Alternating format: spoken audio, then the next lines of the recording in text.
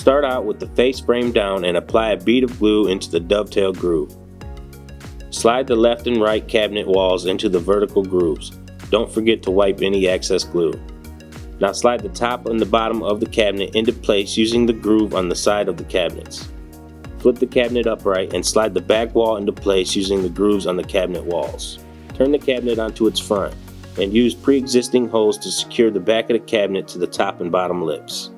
Now place a corner bracket into each corner of the top and bottom to firmly secure the cabinet together.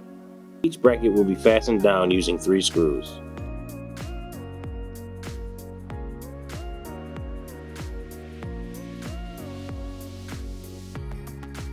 Flip cabinet upright and place shelf clips into the holes on the inside of the cabinet, lip side down. Then place the shelves on the clips and press lightly down until the shelves click into place.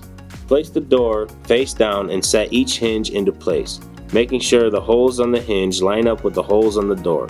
Fasten them down with 2 screws each. Then place a rubber bumper in each corner on the door opposite your hinges.